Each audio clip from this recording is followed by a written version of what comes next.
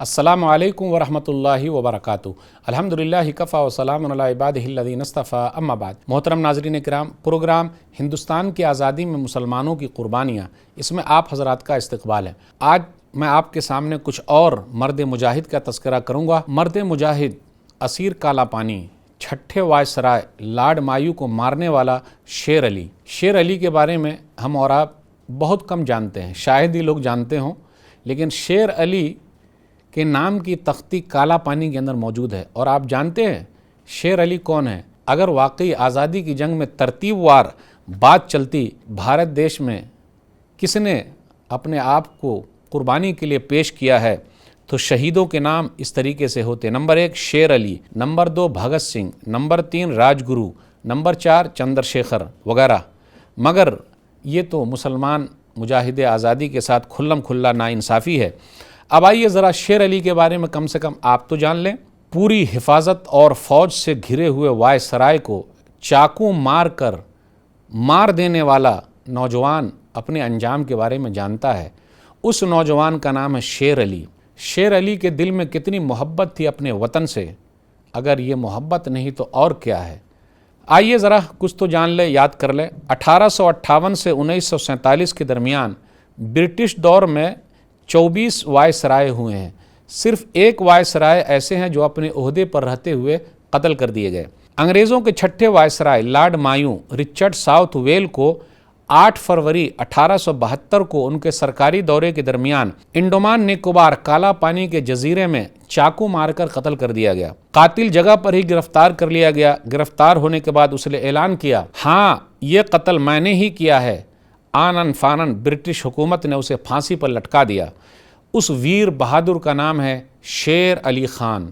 آزاد بھارت میں اگر بلا تفریق مذہب و ملت وطن کی آزادی میں سودے بازی نہیں کی بلکہ قربانی دی ہے، مول بھاؤ نہ ہوتا تو شہیدوں کے نام ہم اور آپ جانتے ہیں، شیر علی کا نام نمبر 1 ہوتا۔ 29 سالہ پنجاب ماؤنٹین پولیس کا یہ پٹھان سپاہی اور انڈمان نکوبار کالا پانی جیل کا قیدی نمبر 15557 شیر علی خان کون تھے؟ یہ سوال کوئی پوچھے تو تعجب کی بات ہے، کیونکہ شیر علی کے بارے میں ہندوستان کی تاریخی کتابوں میں ہے ہی نہیں، نہ سرکاری پروگرام میں ان کا نام لیا جاتا ہے اور نہ سنا جاتا ہے۔ کیا آپ نے سنا ہے شیر علی کا نام؟ لیکن ایک تختی انڈمان نکوبار کالا پانی میں شیر علی کے نام سے ہے۔ صرف الہ آباد میں لارڈ مایو کے نام پر مایو روڈ، مایو اسپتال، مایو ہال مل جائیں گے، لیکن ان شہیدوں کی یادگار میں صرف انڈمان نکوبار کالا پانی ہی ملیں گے،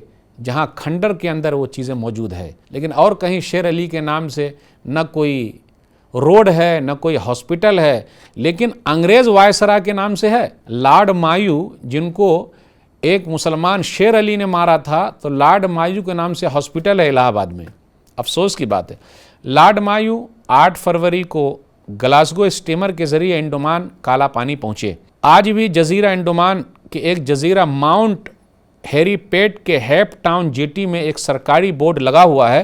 اس بورڈ پر لکھا ہوا ہے، یہ وہی مقام ہے جہاں 8/2/1872 عیسوی کو بوقت شام 7 بجے وائسرائے لارڈ مایو ایک سزا یافتہ قیدی شیر علی خان کے حملے کا شکار ہوئے۔ اس حملے میں ان کی موت واقع ہو گئی۔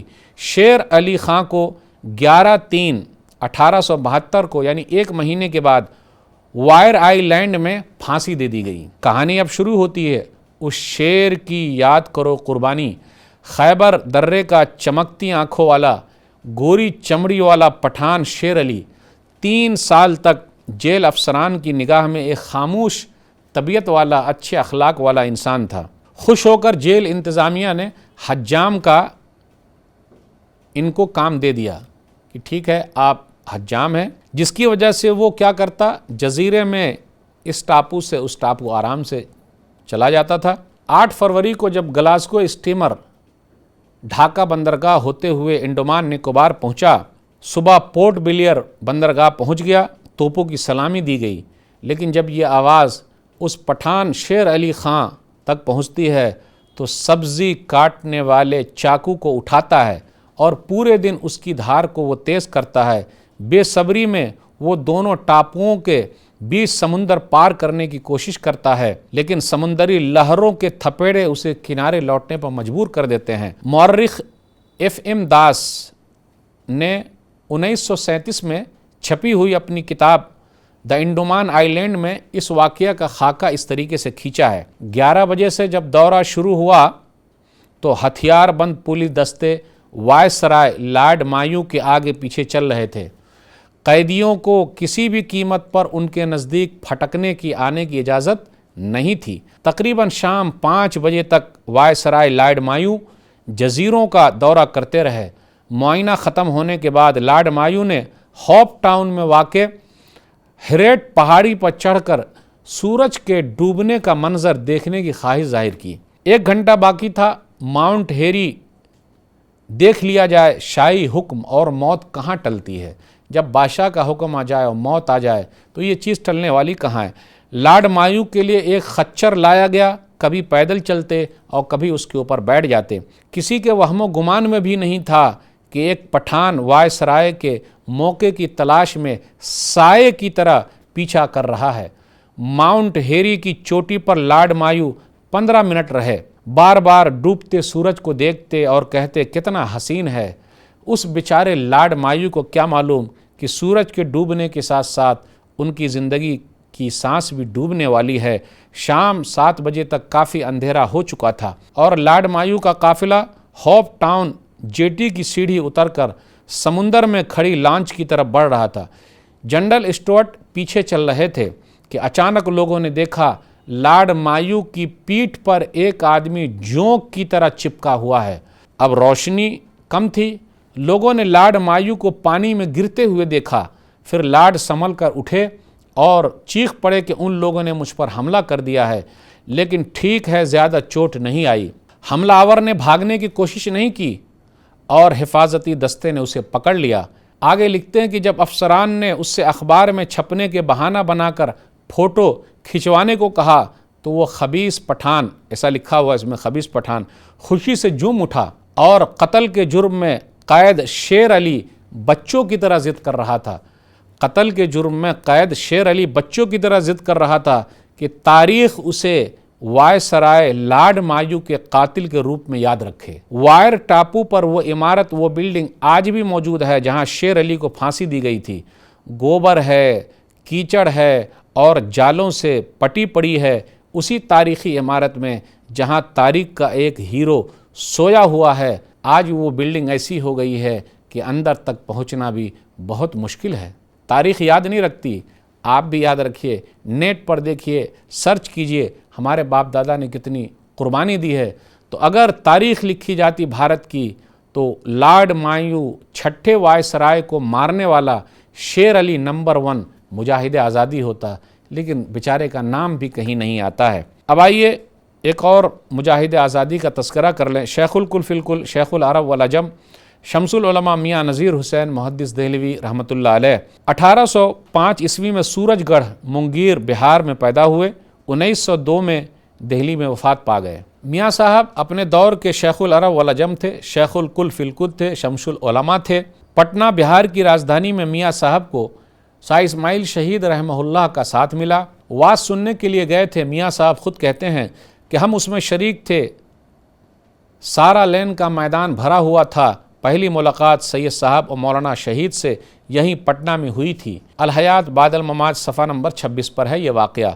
1822 میں شاہ اسماعیل شہید کی تقریر سے متاثر ہو کر علم حاصل کرنے کے لیے دہلی روانہ ہوئے۔ 1828 کو مختلف شہروں سے ہوتے ہوئے دہلی پہنچے۔ 1824 میں شاہ عبدالعزیز محدث دہلوی رحمہ اللہ کے وفات کے بعد ان کے نواسے شاہ اسحاق محدث دہلوی رحمہ اللہ علم حدیث کے مسند پر بیٹھے۔ میاں صاحب نے ان سے صحاح ستہ یعنی کتب ستہ پڑھی اور سند اجازت حاصل کی۔ میاں صاحب کو صحیح بخاری اور صحیح مسلم پڑھنے کا شرف مولانا عبد الخالق سے بھی ہوا ہے۔ 1833 عیسوی میں میاں نذیر حسین محدث دہلوی رحمہ اللہ کی شادی آپ کے رفیق ترین استاد مولانا عبدالحق صاحب کی صاحبزادی سے ہوئی، بیٹی سے ہوئی۔ 1857 میں میاں صاحب نے ایک انگریز میم مسز لینس کو پناہ دی جبکہ آزادی کی لڑائی اپنے عروج پر تھی۔ وہابیوں نے انگریزوں کی میم، عورت اور بچوں کی حفاظت کی، انہیں اپنے گھر میں چھپایا۔ اور باغیوں سے محفوظ رکھا، مگر ڈاکٹر ہنٹر کی کتاب کی وجہ سے دونوں قوموں کے درمیان تعصب، نفرت اور دشمنی بہت بڑھ گئی۔ کالا پانی صفحہ نمبر 58-59 کتاب کے حاشیے میں شیخ الکل فی الکل میاں نذیر حسین محدث دہلوی رحمۃ اللہ علیہ کے بارے میں یہ ہے کہ 1857 کے موقع پر ایک انگریز میم عورت مسز لینسن کو پناہ دی تھی۔ میاں صاحب کا اس انگریز کو پناہ دینا قرآن و حدیث کے حساب سے تھا۔ حالات جنگ میں کافر قوم کے بوڑھوں اور بچوں کو قتل کرنا جائز نہیں ہے، اس لیے میاں صاحب نے اس عورت کو پناہ دیتی تھی۔ ڈاکٹر ہنٹر کی کتاب اور انڈین مسلمز نے اہل حدیث کے خلاف انگریزوں کے دلوں میں نفرت پیدا کر دی تھی۔ وہابی کا لفظ اہل حدیث کو انگریزوں نے دیا تھا۔ انگریز وہابیوں کو اپنا جانی دشمن سمجھتے تھے۔ ہنٹر کی کتاب میں رسی کو سانپ اور رائی کو پہاڑ بنا کر پیش کیا گیا ہے۔ کتاب کالا پانی عنوان ہمارے ہندوستانی مسلمان کے تحت مولانا جعفر تھانسری نے صفحہ نمبر 57، 58 اور 59 میں لکھا ہے، انگریز افغانوں کو اپنا اس قدر دشمن نہیں سمجھتے تھے جتنا وہابیوں کو۔ ڈاکٹر ہنٹر کے پھیلائے ہوئے تعصب کی وجہ سے انہوں نے اپنا دشمن فرض کر رکھا ہے، حالانکہ وہابیوں سے کسی انگریز کا قتل تو کجا کبھی خلاف تہذیب بات بھی سرزد نہیں ہوئی۔ اب آئیے اس کے بعد ہم یہ دیکھیں گے کہ میاں نذیر حسین محدث دہلوی کی زندگی کے اور کچھ واقعات کیا ہیں۔ انہوں نے کچھ لوگوں کو پناہ دی تھی کیونکہ وہ لڑائی تو کر نہیں رہے تھے، اس لیے ان کی جان بچانا بہت ضروری ہے، اور یہ اسلام کے حکموں میں سے ایک اہم حکم ہے۔ ہاں، جو لڑائی کرتا ہو اس کے ساتھ مسئلہ الگ ہے۔ میاں صاحب 70 سال تک حدیث کی خدمت کرتے رہے۔ 1902 میں میاں صاحب نے وفات پائی رحمۃ اللہ علیہ۔ 1 سال تک میاں صاحب راول پنڈی کی جیل میں نظر بند رہے۔ وہی وہ واقعہ جو 1864 عیسوی کا واقعہ ہے، امبالہ کا مقدمہ وہابیت چلایا گیا تو علماء صادق پور اور دوسرے جو تھے اہل حدیث لوگ اس کے اندر گھسیٹ لیے گئے۔ میاں نذیر حسین محدث دہلوی رحمۃ اللہ علیہ بھی گرفتار کیے گئے، راول پنڈی کی جیل میں 1 سال تک رہے، اس کے بعد آزادی ملی۔ جیل میں بھی آپ نے درس کا کام جاری رکھا۔ ایک اور مرد مجاہد اشفاق اللہ خان، اس کا تذکرہ ہو جائے، ذرا یاد تو کیجئے۔ اشفاق اللہ خان معروف انقلابی مجاہد آزادی اور شاعر تھے۔ 20 سال کی عمر میں اس زمانے کے مشہور انقلابی رام پرساد بسمل کے رابطے میں آ گئے۔ 1922 میں تحریک خلافت کے دوران چوری چورا کا پرتشدد واقعہ پیش آیا، جس کے بعد گاندھی جی نے خلافت تحریک کے خاتمے کا اعلان کر دیا۔ 9 اگست 1925 کو کاکوری کے مقام پر سرکاری خزانہ لے جا رہی ٹرین کو روک کر خزانہ لوٹ لیا گیا۔ اشفاق اللہ خان، رام پرساد بسمل کے علاوہ 8 اور انقلابی شامل تھے۔ کاکوری واقعہ آزادی کی تاریخ میں ایک سنگ میل کی حیثیت رکھتا ہے، بنیادی حیثیت رکھتا ہے۔ اشفاق اللہ خان کو ایک پٹھان دوست نے دہلی سے پکڑوا دیا۔ اشفاق اللہ خان فیض آباد جیل بھیج دیے گئے، جہاں ان کے خلاف ڈکیتی، قتل اور حکومت کے خلاف سازش کا مقدمہ چلا۔ کاکوری ٹرین ڈکیتی جس میں انگریزوں کا خزانہ لوٹا گیا تھا، جس کی وجہ سے 19 دسمبر 1927 کو فیض آباد میں انگریزوں نے اشفاق اللہ خان کو پھانسی پر لٹکا دیا۔ پھانسی کے پھندے پر لٹکتے وقت اشفاق اللہ خان نے کہا تھا، صرف 27 سال کی عمر تھی، کچھ آرزو نہیں ہے بس آرزو تو یہ ہے، کچھ آرزو نہیں ہے بس آرزو تو یہ ہے، رکھ دے کوئی ذرا سی خاک وطن کفن میں، یعنی وطن کی مٹی رکھ دے۔ یہ تھے مرد مجاہد اشفاق اللہ خان۔ ایک اور مرد مجاہد کا تذکرہ ہو جائے، مجاہد آزادی کا نام ہے بطخ میاں انصاری۔ بطخ میاں انصاری کا نام بہت کم لوگوں نے سنا ہوگا۔ بطخ میاں انصاری جیل چلے گئے، ان کی جائیداد ضبط ہو گئی، نیلام کر دی گئی، مگر گاندھی جی کو انہوں نے بچا لیا۔ آئیے ذرا واقعہ آپ بھی سن لیجئے اور بطخ میاں انصاری کو یاد رکھیے۔ ویکیپیڈیا آزاد دائرۃ المعارف کے حوالے سے یہ بات میں آپ کے سامنے رکھ رہا ہوں۔ بطخ میاں انصاری پیشے سے باورچی تھے۔ بطخ میاں بہار موتیہاری نیل کوٹھی میں بطور باورچی کام کرتے تھے۔ 1917 میں جب چمپارن کے اندر صورتحال بگڑ گئی، نیل کے کسانوں نے مہاتما گاندھی کو حالات کا جائزہ لینے کے لیے بلایا۔ گاندھی جی کے ساتھ ڈاکٹر راجندر پرساد، وہی ڈاکٹر راجندر پرساد جو اپنے آزاد بھارت کے پہلے پریزیڈنٹ تھے، پہلے صدر تھے، اور دوسرے کانگریسی لیڈروں کے ساتھ گاندھی جی موتیہاری پہنچ گئے بہار میں۔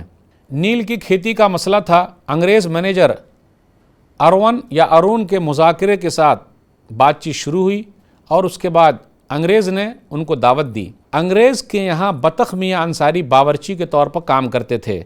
تو ارون نے کیا کیا، دیکھو دودھ پلانا ہے گاندھی جی کو اور اس دودھ میں زہر ملا دینا ہے۔ بطخ میاں انصاری نے بات مان لی اور اس دودھ میں زہر ملا دیا۔ بطخ میاں انصاری سے رہا نہیں گیا۔ بھارتی ہے، محبت کرنے والا، یہ کیسے رہا جائے گا؟ ڈاکٹر راجندر پرساد کے پاس گئے اور کان میں بول دیا کہ گاندھی جی سے کہہ دیجئے کہ یہ دودھ نہ پئیں کیونکہ اس دودھ میں زہر ملا دیا گیا ہے، اور بالآخر ویسے ہی ہوا، وہ بغیر دودھ پیے ہوئے وہاں سے نکل گئے۔ اب انگریز کو پتہ چلا کہ ارے بطخ میاں انصاری نے تو میرے سامنے زہر ملا دیا تھا لیکن کان میں بول دیا اور وہ زہر والا دودھ پیے ہی نہیں۔ بطخ میاں انصاری کی خوب پٹائی کی اور ان کے گھر کو شمشان بنا دیا، ان کی جائیداد کو نیلام کر دیا۔ سید عبید الرحمن اپنی کتاب مسلم مجاہدین آزادی اور تحریک آزادی میں ان کی خدمات، اس میں بطخ میاں کا ذکر کرتے ہوئے لکھتے ہیں کہ آزادی کے کچھ سالوں کے بعد ڈاکٹر راجندر پرساد موتیہاری بہار کے سفر پر تھے جہاں ایک جلسے سے خطاب کرنا تھا۔ ان کی ملاقات بطخ میاں انصاری سے ہو گئی۔ بطخ میاں انصاری کو ڈاکٹر راجندر پرساد نے پورے مجمع میں لوگوں کے سامنے بلایا اور گاندھی جی کے ساتھ جو واقعہ ہوا تھا بچانے والا، وہ واقعہ بیان کر دیا۔ بطخ میاں انصاری سے جب ڈاکٹر راجندر پرساد نے ملاقات کی تو دیکھے بیچارے بہت غریب ہیں کیونکہ سب کچھ چھین لیا گیا ہے، اور اسی سفر میں بہار حکومت سے ڈاکٹر راجندر پرساد نے کہا، وہ بھی بہار کے رہنے والے تھے، پہلے پریزیڈنٹ تھے بھارت کے، کہا کہ بطخ میاں انصاری کی قربانیوں کو یاد کرو اور اس قربانیوں کے بدلے میں 150 ایکڑ زمین انہیں دے دی جائے تاکہ وہ بیچارے کی جو غربت ہے وہ ختم ہو جائے۔ تھوڑی بہت زمین ان کو ملی اور ان کے خاندان کو ملی، لیکن بطخ میاں انصاری کا کوئی فائدہ نہیں ہوا اور پوری زمین کہا جاتا اب تک نہیں ملی ہے۔ بطخ میاں انصاری کی ولادت 1869 میں بہار میں ہوئی۔ بطخ میاں انصاری کی وفات 1957 میں ہوئی۔ آئیے مجاہد آزادی امام الہند مولانا ابوالکلام آزاد کے بارے میں بھی کچھ جانکاری حاصل کر لیں۔ بھارت کے پہلے شکشا منتری، وزیر تعلیم رہ چکے ہیں۔ مولانا ابوالکلام آزاد مولانا تھے، مجاہد آزادی تھے، مفسر، مدبر، محقق، نباز قوم۔ امام الہند مولانا ابوالکلام آزاد 1888 عیسوی میں 17 اگست کو مکہ میں پیدا ہوئے اور 1899 کو ہندوستان آ گئے۔ 1906 میں مسلم ایجوکیشنل کانفرنس ڈھاکہ میں شرکت کی اور اس کانفرنس میں مسلم لیگ وجود میں آئی۔ مسلم لیگ 1906 میں وجود میں آئی ہے۔ 13 جولائی 1912 کو کلکتہ سے الہلال نامی اخبار جاری کیا۔ الہلال صرف اخبار ہی نہیں تھا بلکہ انگریز حکومت کے خلاف ایک تحریک تھی۔ مردہ دلوں میں نئی جان ڈال دی، مظلوموں اور مغلوبوں کو آزادی کا شیدائی بنا دیا۔ ان کی للکار اور پکار نے غلاموں کو غلامی کی زنجیر توڑنے پر ابھار دیا۔ دیکھتے ہی دیکھتے اس کی تعداد 26,000 تک پہنچ گئی۔ الہلال اردو کا پہلا تصویر والا ہفت روزہ اخبار تھا جو ترکی سے منگائے ہوئے ٹائپ پر چھپتا تھا۔ الہلال کی مقبولیت اور اس کے لیے لوگوں کی بے چینی اس بات سے بھی ظاہر ہوتی ہے کہ اس کے ایک پرچے کو لوگ حلقہ بنا کر سنتے تھے اور مولانا کے ایک دو لفظ اور فقروں پر سر ہلاتے رہتے تھے۔ 18 نومبر 1914 کو الہلال بند کر دیا گیا۔ 15 نومبر 1915 کو البلاغ شروع کیا گیا، مولانا نے شروع کیا۔ 28 مارچ 1916 کو بنگال کی سرکار نے حدود بنگال سے نکل جانے کی ہدایت دی اور اس طرح البلاغ کو بھی بند کرنا پڑا۔ 1920 میں رانچی جیل سے رہائی ملی، جیل میں تذکرہ نامی کتاب لکھی۔ 1930 میں کانگریس کے قائم مقام صدر مقرر ہوئے۔ 1940 سے 1946 تک کانگریس کے صدر کے عہدے پر رہے۔ 1942 سے 1945 تک احمد نگر جیل میں رہے، مہاراشٹرا کے اندر ہے۔ غبار خاطر نامی کتاب لکھی۔ آپ کے ساتھ پنڈت جواہر لال نہرو اور آصف علی بھی احمد نگر جیل میں رہے۔ میں وہ جیل دیکھا ہوں الحمدللہ، اور مولانا جس روم میں تھے وہ بھی دیکھا ہوں، جواہر لال نہرو جس روم میں تھے وہ بھی دیکھ کے آیا ہوں۔ آپ لوگ بھی جائیے دیکھیے۔ 15 اگست 1947 کو آزاد ہندوستان کے مولانا آزاد وزیر تعلیم، شکشا منتری، ایجوکیشن منسٹر بنائے گئے۔ 1952 میں پہلے عام الیکشن میں کامیابی کے بعد تعلیم، قدرتی ذرائع اور سائنسی تحقیقات کے وزیر بنائے گئے۔ 1957 کے عام انتخابات میں پھر منتخب ہوئے اور وزیر تعلیم بنائے گئے۔ 22 فروری 1958 کو وفات ہوئی اور جامع مسجد کے سامنے دفنائے گئے۔ لگ بھگ 15 سال جیل میں مولانا نے گزارے۔ اب آئیے مولانا کا وہ تاریخی خطاب جو آپ کے سامنے رکھنا ہے، امام الہند مولانا ابوالکلام آزاد نے پاکستان جانے والے مسلمانوں سے دلی کی جامع مسجد کی سیڑھیوں سے خطاب کیا تھا۔ مولانا آزاد کا خطاب پاکستان جانے والے لوگوں کے نام ایک تاریخی خطاب ہے، یاد کیجئے۔ آپ یوٹیوب پر بھی سن سکتے ہیں، یہ موجود ہے۔ تمہیں یاد ہے میں نے تمہیں پکارا، تم نے میری زبان کاٹ ڈالی، میں نے قلم اٹھایا اور تم نے میرے ہاتھ کاٹ ڈالے، میں نے چلنا چاہا تو تم نے میرے پاؤں کاٹ دیے، میں نے کروٹ لینی چاہی تو تم نے میری کمر توڑ دی۔ یہ فرار کی زندگی جو تم نے ہجرت کے مقدس نام پر اختیار کی ہے، اس پر غور کرو، اپنے دلوں کو مضبوط بناؤ اور اپنے دماغوں کو سوچنے کی عادت ڈالو، اور پھر دیکھو تمہارے یہ فیصلے کتنے عاجلانہ ہیں، یعنی جلد بازی والے ہیں۔ آخر کہاں جا رہے ہو اور کیوں جا رہے ہو؟ یہ دیکھو مسجد کے بلند مینار تم سے اچک کر سوال کرتے ہیں، اپنی نظریں اٹھا کر دیکھو شاہجہانی مسجد کے گنبد تم سے سوال کرتے ہیں، تم نے اپنے تاریخ کے صفحات کو کہاں گم کر دیا؟ یہ تمہارے بزرگوں کے مقدس مقامات تم سے سوال کرتے ہیں کہ تم انہیں کس کے حوالے چھوڑے جا رہے ہو؟ یہ مسجدوں سے گونجنے والی اللہ اکبر کی صدائیں تم سے سوال کرتی ہے، تم انہیں کس کے رحم و کرم پر چھوڑے جا رہے ہو؟ ابھی کل کی بات ہے، جمنا کے کنارے تمہارے قافلوں نے وضو کیا تھا کہ تمہیں یہاں رہتے ہوئے خوف محسوس ہوتا ہے، حالانکہ دہلی تمہارے خون سے سینچی ہوئی ہے۔ اس کے بعد اور کیا ہوا؟ مولانا کا خطاب پاکستان جانے والے لوگوں کے نام سننے کے لیے آگے ایپیسوڈ کا انتظار کیجیے۔ پھر ملاقات ہوگی۔ والسلام علیکم ورحمۃ اللہ وبرکاتہ۔